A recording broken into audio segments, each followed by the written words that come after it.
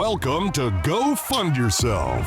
Watch up-and-coming entrepreneurs step into the spotlight to pitch their businesses to you. This is interactive TV. Like what you see, scan the on-screen QR code with your mobile device and invest in these businesses in real time. You decide whether to help these entrepreneurs' dreams come true or tell them to go fund yourself. People are going to want to be behind you. You need to show that up front. Meet the Titans ready to ask the questions you, the investors, want answered. How do you make money? Creator of Go Fund Yourself, Rory Kataya. It makes sense to crowdfund something like this and get in now. Jason Waller. If you've got nothing for cats, I'm out. David Meltzer. Things will go viral very quickly. This isn't just entertainment. Because there is a huge opportunity.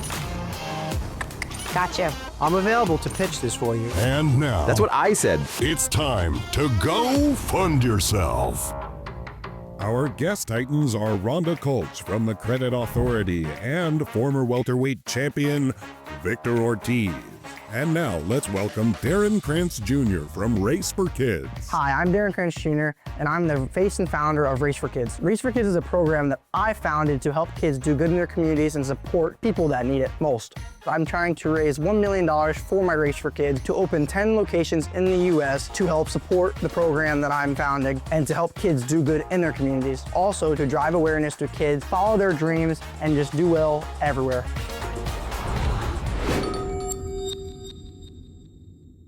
I'm Darren Krantz Jr. with my Race for Kids program, where I help kids help other kids and other people in the communities, like helping people with groceries and just doing good deeds. That's what I want to do, and make kids do better things, because nowadays that's 100% what we need to do, and make them do well in school, go to school, and make them just chase their dreams, because some kids nowadays, they just don't want to chase their dreams, and that's why I want to be here to make them say, hey, go do it, chase your dreams, and make what you want to do, and make it.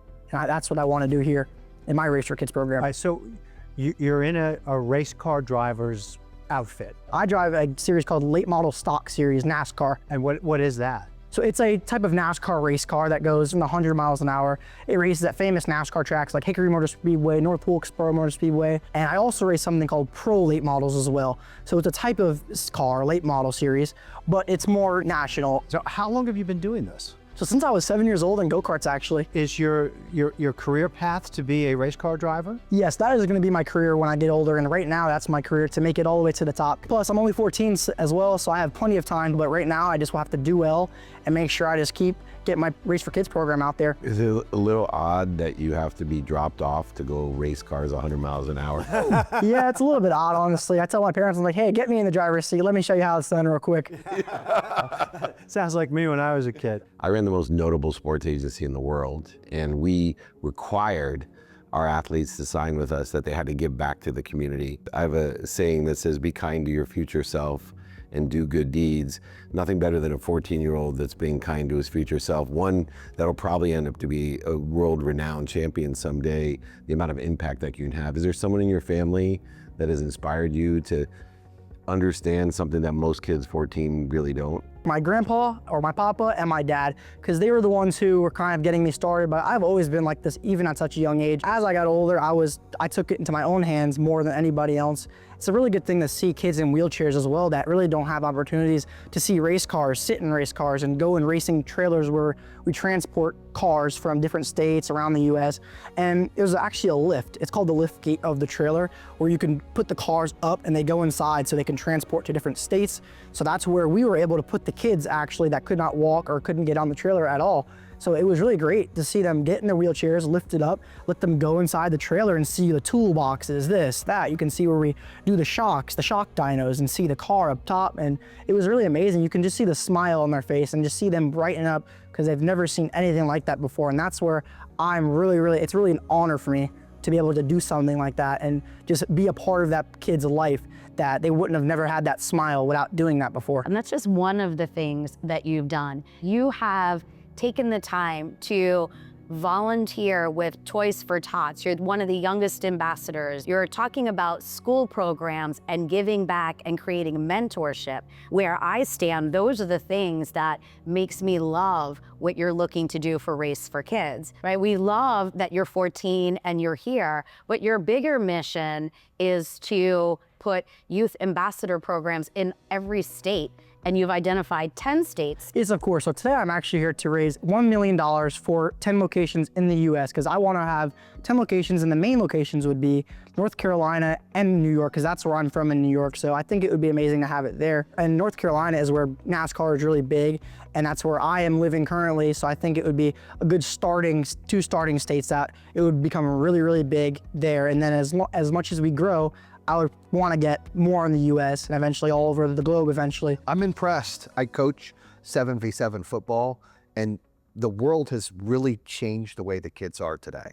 So when you're here saying like, I want to make a difference, I want to do that, that is rare. And that is important, because kids out there, they're not like that. They're very selfish, they're very entitled, they're very lazy, they don't want to put in the work. You know, and so it's good to see somebody that's talking about his family and who's inspired him and where he's going to go next and what he wants to do, and it's all about helping people. You've brought that up over and over and over again on your own. We're asking about the race and you're like, I just want to help people. So I mean, kudos to you. That's really awesome, and I think it's great that you're on here doing that. And of course, like you heard the kids as well that don't want to do as much stuff, and that's where I want to come into play in my Race for Kids program and have them come in, show them that they can be great kids, and that's why I want to be a role model for those kids to always chase their dreams and become what they want to be. It doesn't matter if it's football, racing, anything they want to be great in. We were at the CYA program, which it's a program where all these kids that are less fortunate than other people, they go there and they're able to play games and play this, play that. And when I was there, we brought my race car. I sat about all 100 kids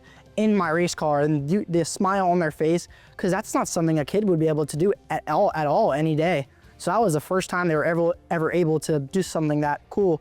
A bunch of the kids were like, I want to be like you one day. And I told them, I said, as long as you do well in school and follow your dreams and be a good kid and be a good person and make a difference in somebody's life, you will be like me one day, and you will be probably better, as long as you just try hard and follow your dreams. We need a bigger voice from a 14-year-old, not just dancing on TikTok. I don't see a lot of young athletes like yourself that are utilizing the millions of people that may not be aware of you. Do you have a social media marketing plan? Yeah, I have a big marketing plan, honestly. I want to get with big names in the racing world, or just big names in general, and partner up with them so we can all partner up together and help kids and families together that really need it, and teach these kids nowadays how to be good kids. Just having a team of professionals like we're speaking about right now to help him in a mentorship capacity, to help with brand ambassadorship, to help grow and scale your mission. You know, you hit it on the head. He needs to really look to see who else you can collaborate with that shares the same value and mission to helping our younger generation. I can't imagine, Dave, that you don't have a few of those. Oh yeah, and I have a lot of friends, you know, that I'm thinking of that would love to interview you and really amplify your message and your brand so that you can do more good. 100%. I think that would be amazing to be able to be with these people that are very, very well known in this world. And I think that would help me grow to help more people around my foundation. I think it would really, really help 100%. So Victor, you're hearing this. What advice would you give him?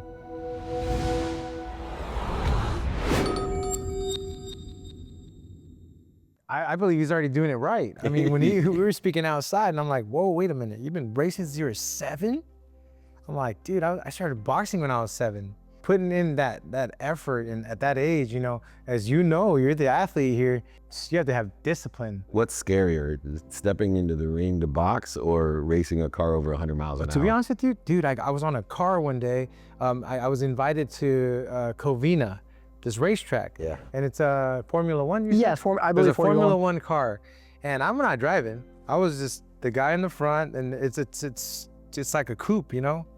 I was right behind him, and we strapped in, and I just go, I just all the feel my G-forces. cheeks going like this. I'm like, oh. And I'm like, I'm going so fast, and I was like, I was so scared, man. Feel all the You G-forces. put the ring in, I'm like, all right, here we go, let's go, another round, no problem. Here I'm like, I think there's going to be a lot of people that are going to support your mission, what you're doing with Race for Kids. But is there some person that's out there that could help you in your career and what you're doing? What about a brand that's looking for a spokesperson like that? Is that something that would be interesting to you? Honestly, a brand would be, I think I would 100% be interested in that. A sponsor? A big sponsor would be really, really nice. That would help me grow the Race for Kids and make it big and make it well known, where people can just randomly think on a Sunday morning, hey, something about Race for Kids. And even when I'm 20 years old, I want to be known as the 20-year-old that helps families, helps people that really, really need it most. And that's what I want to be known as. Good for you, Dan. That mentality is gonna change lives, mijo. Keep it up. We're certainly going to go out of our way to support you and help you make introductions, further your cause, because you deserve it. And we want to promote people like you. This generation needs people like you. So anything that we can do to help support that, we're there. So you can count on that. Good job today. Appreciate you being here. Thank you very much. I think what I just did out there was pretty good. I think they were really, really impressed with me just being 14 years old of age. I just turned 14 years old as well. And I can't wait to see what comes for me in the future. I think it's gonna be, hopefully with the Titan support, there's gonna be a lot of kids and families that will look up to me, and there's gonna be a lot of kids and families that will have a lot of help and a lot of smiles on their face from working with Darren Krantz Jr. Look, I mean, I was a wild, out of control kid, okay? Not you. But, oh yeah, no. This generation, it's just a whole different thing, and it's and it worries me. Our future is dependent upon what this generation does, what they aspire to, what they're thinking. This kid sets the tone for what this generation could actually be and what they can do for the world. I believe that human nature carries about 98% of the people on the world are drifters. But I think the advantage that we have today with the 2%, ones with definite purpose, like our friend over here in Darren, is that they are capable now of being seen more. But what they lack is the only amplified characters that are young are these, excuse my language, kids that seem like they're a piece of shit. They're like, this is what I want people to think I am, like a great Gatsby of the virtual world, where we need to promote kids like this. Agreed. He's 14. Yeah. He pitched better than a lot of people that aren't 14. I love that. How many times do you say, I love seeing the kids smile? He That said made that my a lot. heart sing. Like, Yeah. it's authentic and sincere. That's what he really enjoys, is making people happy. Yeah. He's such a good boy. Amazing. Our guest titans are marketing maverick and entrepreneur Alyssa Jacobs and crowdfunding expert Sarah Hardwick as we welcome Graceful Grady from Dimples. My name is Graceful Grady. I am the founder and chief Dimples officer of Dimples LLC. Dimples LLC is a lifestyle company focused on promoting positive, uplifting, and fun representation of dimples.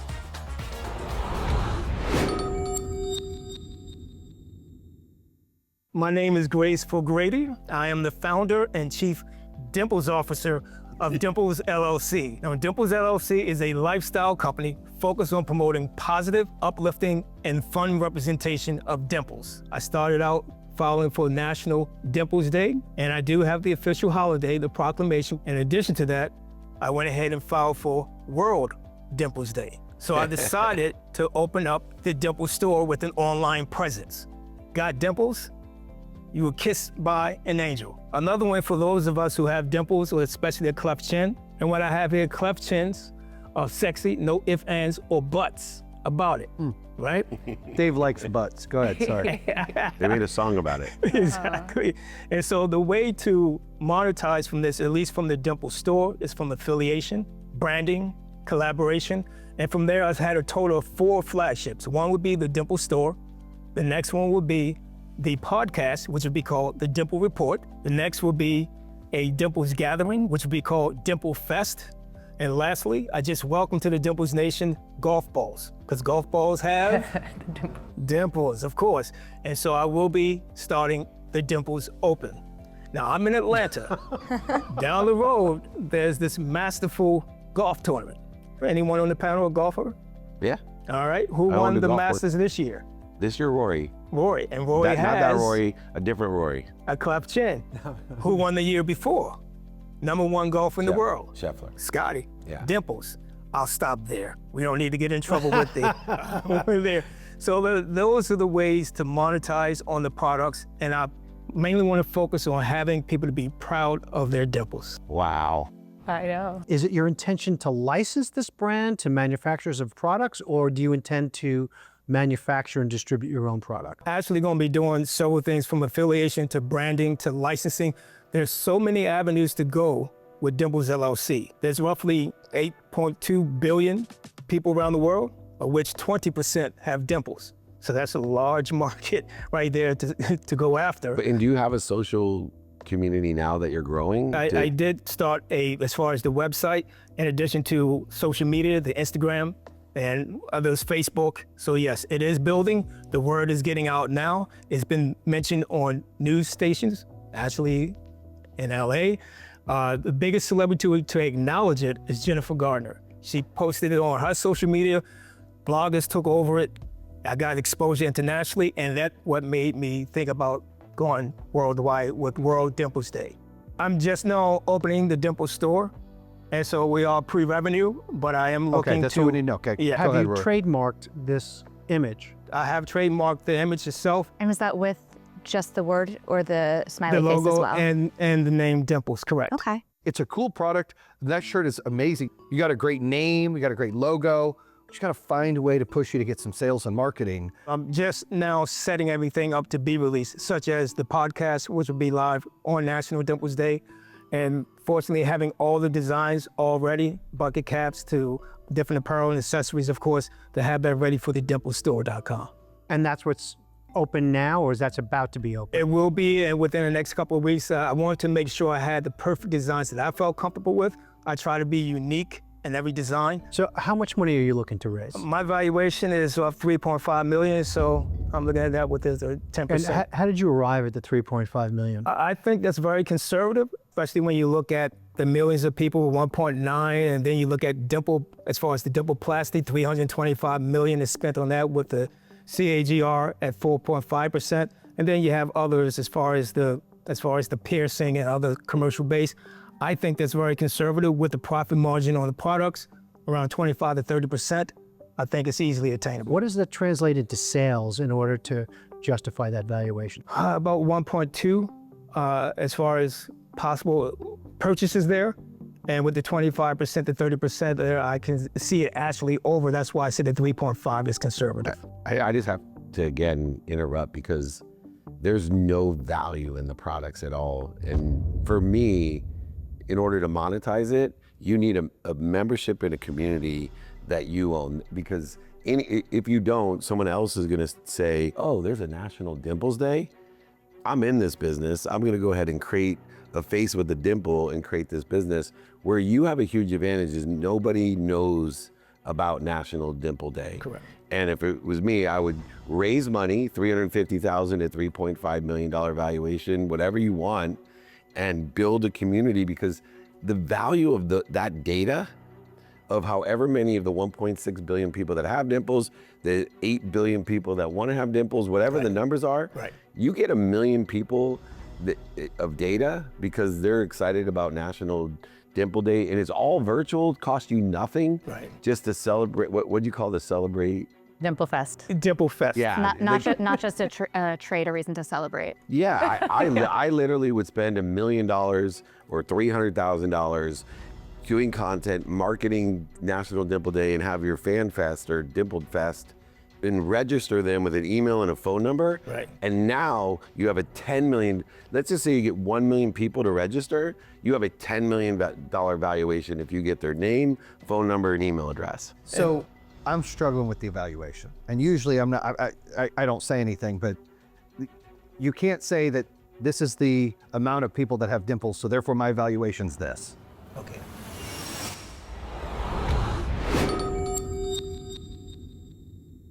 If you're asking for 300 grand, you don't have any sales, you're pre-revenue, it's an idea, you don't really own the day, you were the kind of start, you created the day, am I correct? No, I do own the day. I have the proclamation. So that proclamation, It's you mine. own that day. Yes. That's Also- a value, man. And That's no one value else then. can. I have the proclamation on it. So, Also, but World if I Dimples wanted- Day. So that, for example, peanut butter and jelly day, they can't sue me if I have a peanut butter and jelly fest. Well, it depends. If you've obtained a proclamation for Right. Peanut Butter and Jelly Day, then you have some kind of proprietary interest in that name. And I think that's in what the he's saying. In the name. Yes. Oh, maybe. Sorry, have you also trademarked or copyrighted the name National Dimples Day? Yes. Okay, so that's a different Dimples conversation. and So there's National more Dimples. value. I stand corrected.